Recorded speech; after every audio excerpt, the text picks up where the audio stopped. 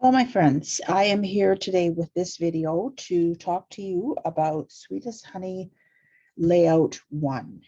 All right, today I want to talk to you about, there's a few techniques. I want to talk to you about the inking here and then brushing around with your stencil, and then brushing around the outside edge. I want to talk to you about outlining your letters like this. I want to talk to you about adding Gilt Gloss Spray to your cork shapes. What else? I want to just talk to you just briefly about your shimmer trim, and then about doodling and outlining.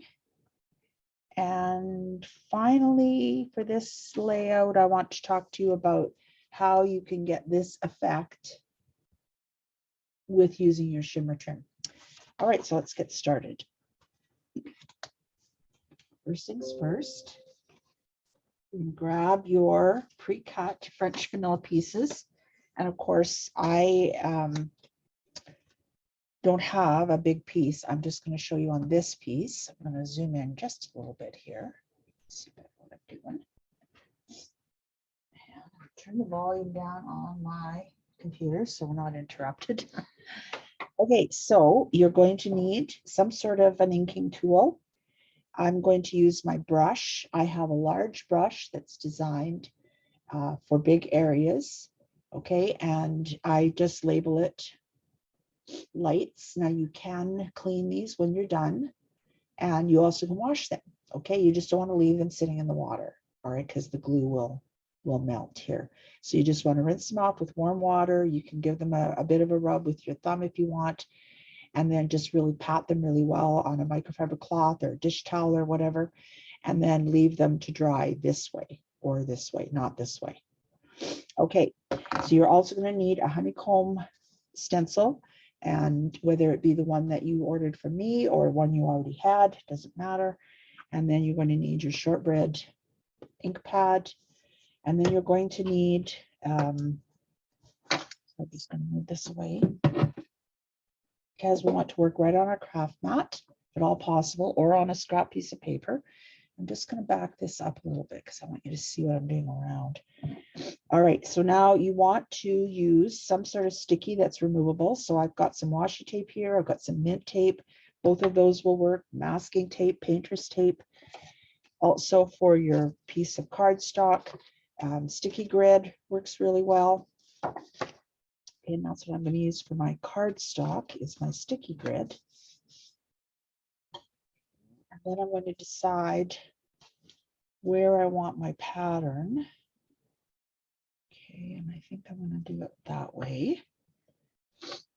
And then I'm going to just tape down in a few places. And I'm really burnishing this because I'm taping it to my craft mat, which is a non-stick area. So you really want to make sure it's going to hold. Okay, so now I have my cardstock in place. I've got my stencil in place, and I'm ready to go. So for the first part, you're going to want to really ink up the brush. Okay, you want to start off of your cardstock and then move on. You don't need a lot of pressure with these brushes. Okay, and just move out from there until you have the amount of color on your stencil that you want.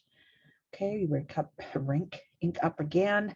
I don't know where rink came from, but we're gonna rink it up. Okay, and so I'm just keep going from there out.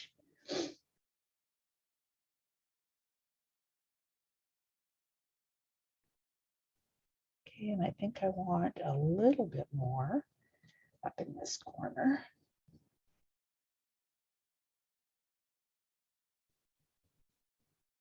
Okay, and that's it. You're done. Okay, so now we can pull this off. Okay, and that tape is reusable as long as you don't touch the back of it. All right, and now we'll just pull this off, put that back. And this is your finished product. So pretty. Okay, now for the inking around the edges, you can do this two different ways. Sorry, I didn't get my dauber out. You can do it with a dauber. Sorry, I'm just looking for the shortbread. Right. Now, if you only want a small area inked around the outside edge, then a dauber is perfect. Okay, this is the finish that you get. Just very subtle. However, for this project, I wanted to have just a little bit more of a punch. So I'm actually using my brush again. Okay, and I'm going to go right over where I stenciled. Inking up as I go. And then however much you want, how dark you want the ink, that's entirely up to you. I like to have a little bit more in the corners than I have on the sides and the bottoms. And for this one also, I suggested to go in about a ½ inch. And that's all there is to it. Such a nice effect. Really adds depth to your projects and so easy to do. Excuse me. My morning coughs, they get me every time. All right, so that is the stenciling and the inking. That inking, you can do that on almost any part of your project as well. So let's say for these tags, if you have the tags, you could do this to the tags as well. And it makes a very interesting effect. Just put my ink back in here.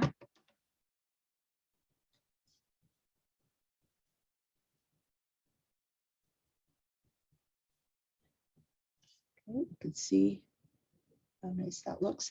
Now you could do both ends. And you notice I'm always starting off of my project. Either that or you need to tap off some of your ink before you get started. Okay, so now I've got both sides or both ends. Okay, or you could go all the way around.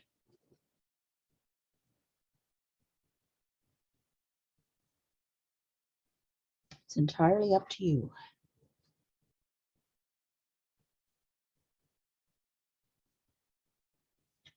So a little bit more up there.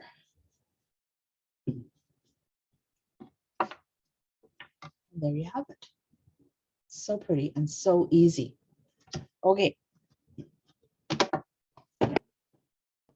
Moving on. Just get rid of the ink.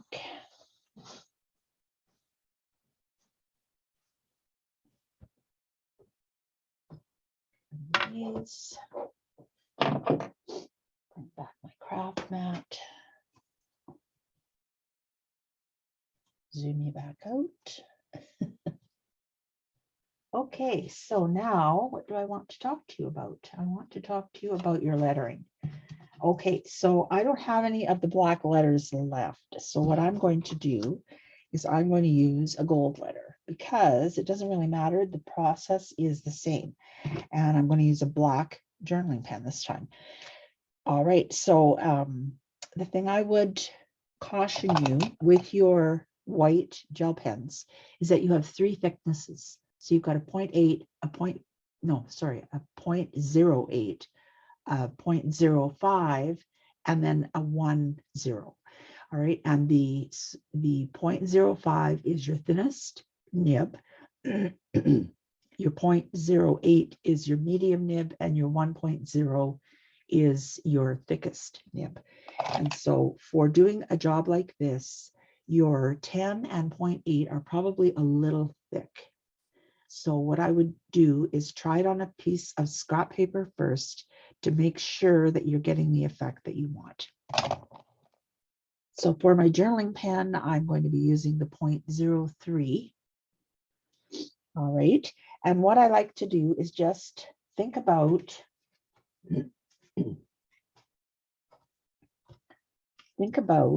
okay, in this case, I used all along the straight lines. You don't have to do that, but that's the choice that I made for this one.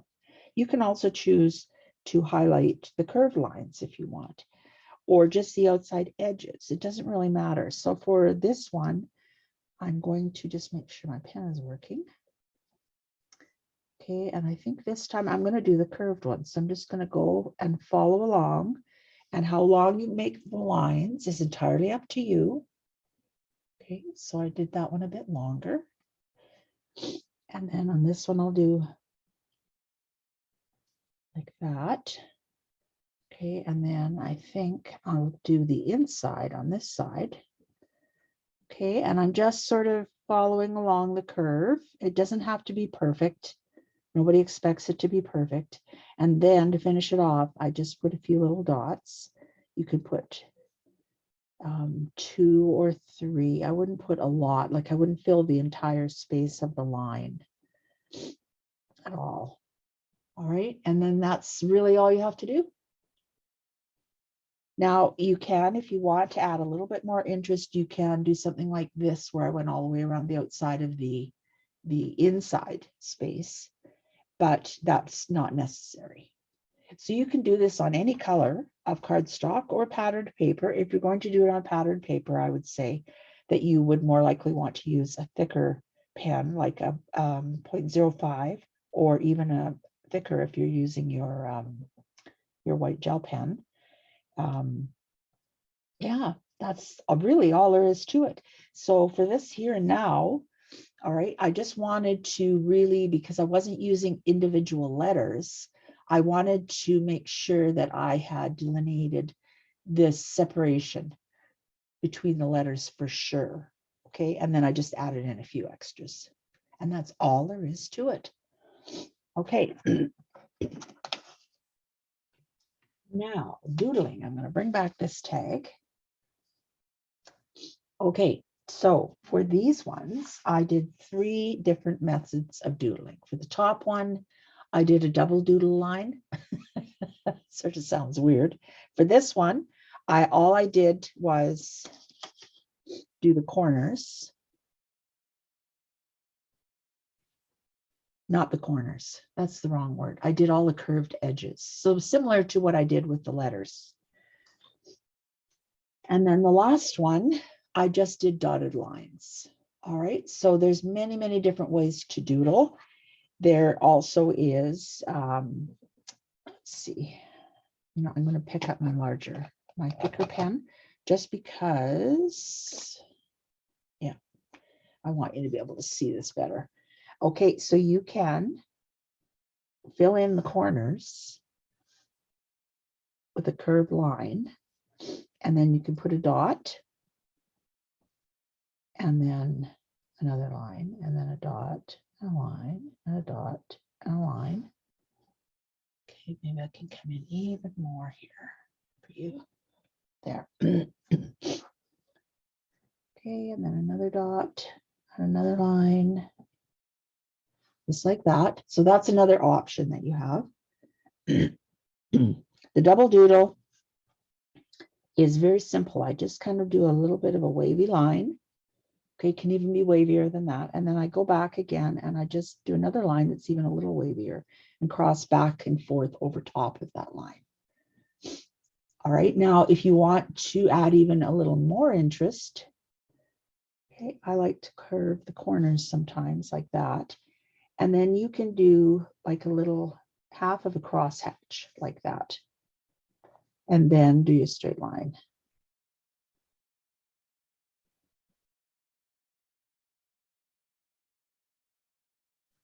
Now you can also do different lengths of lines. All right, so you can do a long line, short line, a long line, a short line. It's just entirely up to you. whatever you want to do, that's the way you're going to do it. Okay, so while I have that tag out, I'm going to bring out my shimmer. Okay, one thing that I did want to mention to you is that if you keep a small piece of the backing longer than your trim, all right, it's a little bit easier to work with. All right, now it's a little sticky, but in the end, I think that you'll be happier with the result.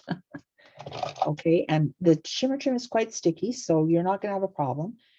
Okay, I'm going to snip off about this much. Now the process is the same. It doesn't matter which color shimmer trim you're using. Okay, and then you want to just angle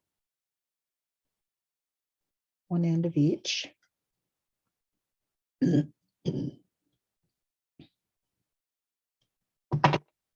like that. Okay, and then this one, you're just going to put on, oops. That's not the way to do it. You're just going to put one corner into there. Okay, and then just stick it down. And then I think what I'm going to do here is I'm just going to cut this down a little bit.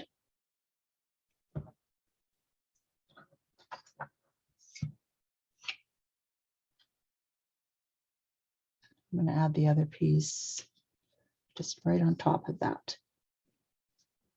And that's all there is to it. All right, of course, you can always use real twine or real ribbon if you want, but this is just one way that you can add some interest to your tags. All right, so we're moving on from there. Just double back here, make sure that I've covered what I wanted to cover. There and there. Okay, good. All right, so now we're going to move on to our Gilt Gloss Spray. I'm going to move my first amount out of the way again. Bring that in. And, oops, I forgot to get my cork shapes out. Sorry. One moment, please. I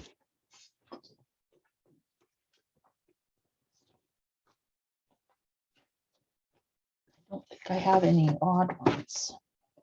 I use them all up. Okay, so one thing about these cork shapes is that they rip very easily.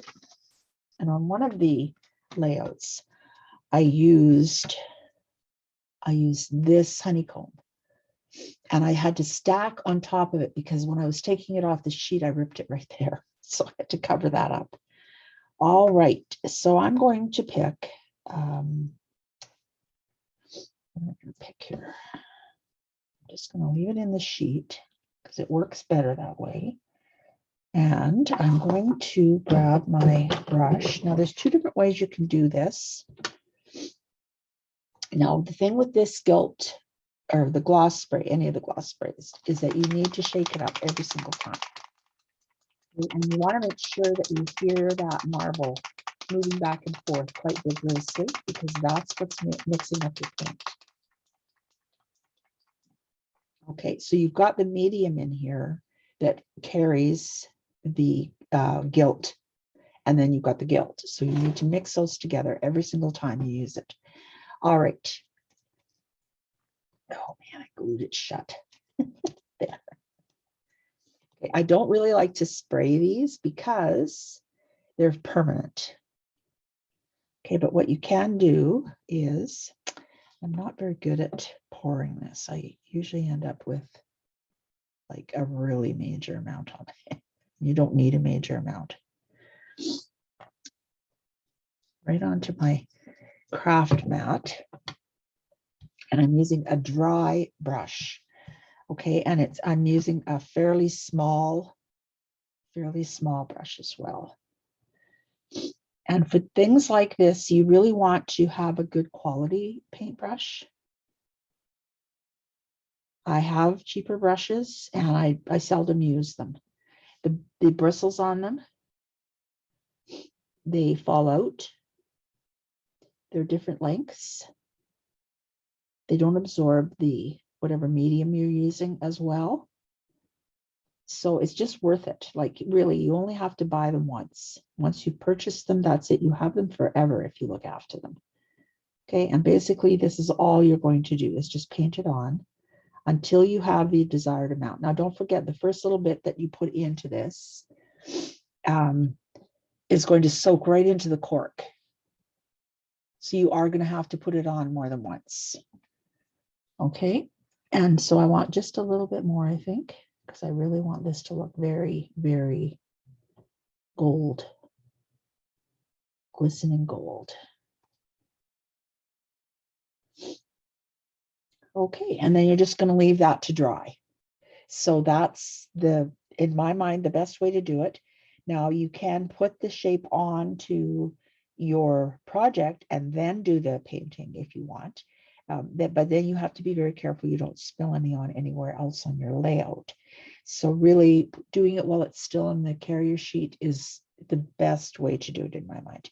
Okay, now don't forget that you need to clean your brush immediately.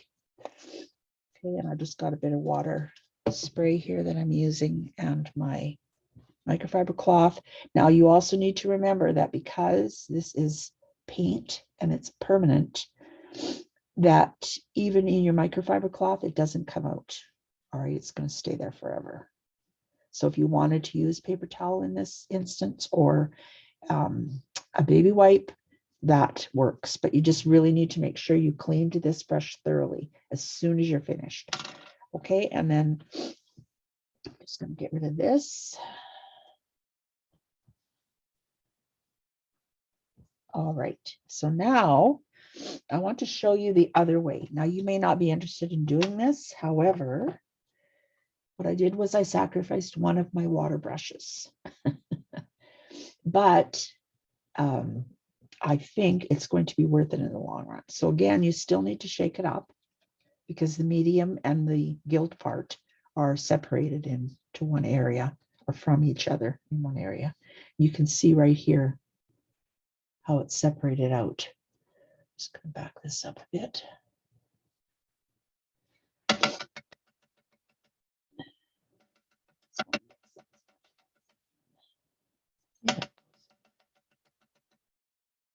There's no marble in the brush too. That's it. Okay, we got just about all of it. All right, so now I tried this out earlier because I wanted to make sure it wasn't going to damage the brush. And I did this a few weeks ago and it seems to be working fine still. Okay, so every time I'm done though, I make sure that I wipe the brush clean, the brush part. Okay, and I'm not squeezing it until I absolutely have to. Okay, so then we're just going to do exactly the same thing. We're just going to put that first coat on that we want to soak right into the cork, and that forms our base.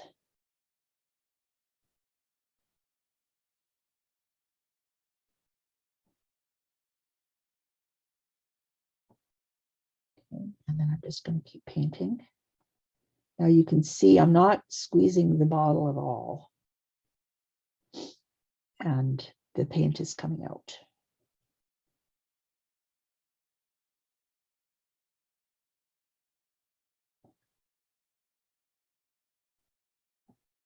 Okay, so you can see I haven't put quite as many coats on as I did with this one.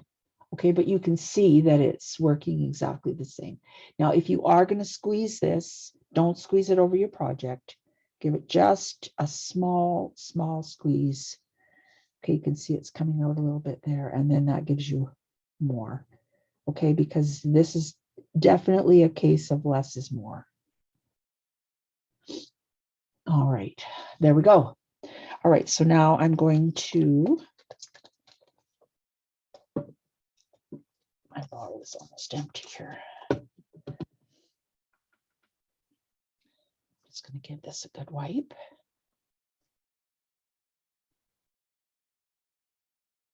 Okay, and then I'm going to wipe this up.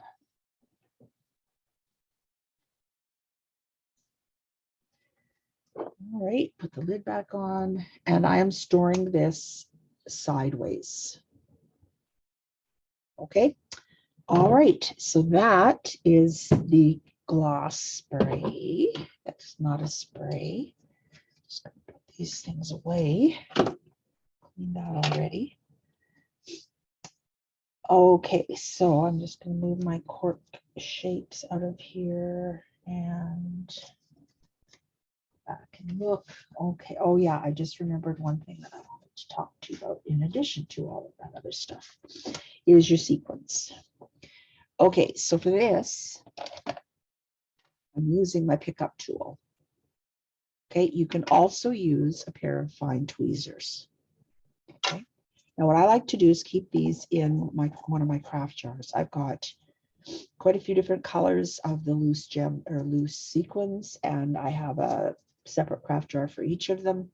They stack nicely, they store nicely, and they travel nicely, so they're just a really good investment. Okay, so I just want to sprinkle just a few into the lid. Okay, and then I'm going to start looking for what I want. Okay, so I'm going to use my my pickup tool here. And this time what I want is a medium-sized, very shiny gold one. Okay, and I see one right there.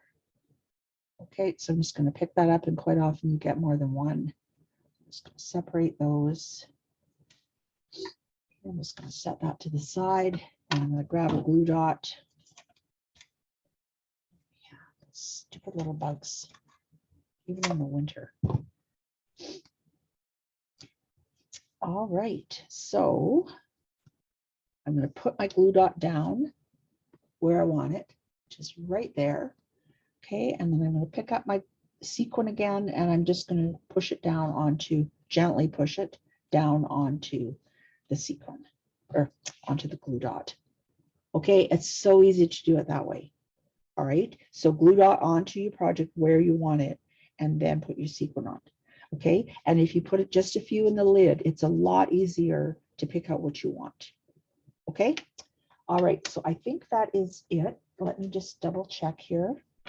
We talked about those. All right. Oh, the one thing that I did want to say is that I'm just going to back up here again.